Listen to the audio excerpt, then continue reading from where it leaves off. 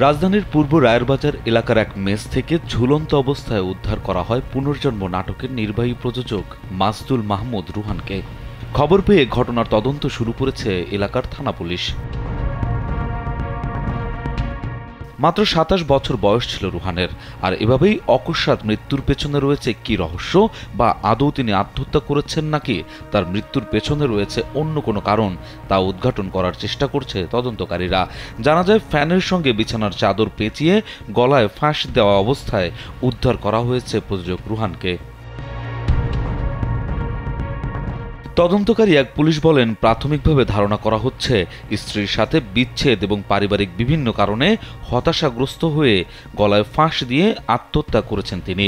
তবুও বিস্তারিত তদন্ত করে দেখা হচ্ছে। এছাড়া ময়না তদন্তের প্রতিবেদন পেলে মৃত্যুর কারণ নিশ্চিত হওয়া যাবে।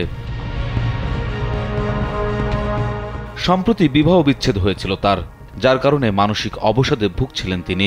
মৃত্যুর আগে গত ৪ মে সামাজিক যোগাযোগ মাধ্যমে একটি স্ট্যাটাস দেন রুহান, যেখানে লিখেছিলেন বিরহের কথা। পোস্টে রুহান লেখেন, আমার চেনা পৃথিবীর বুকে যেমন তুমি নাই, তোমার বুকেও আমি নাই। তাহলে কেন সেদিন বলছিলে আমার সাথেই এই জন্ম কাটিয়ে দেবে? ভুল বুঝিও না, আমি দোষ দিচ্ছি না, জাস্ট বললাম আর কি।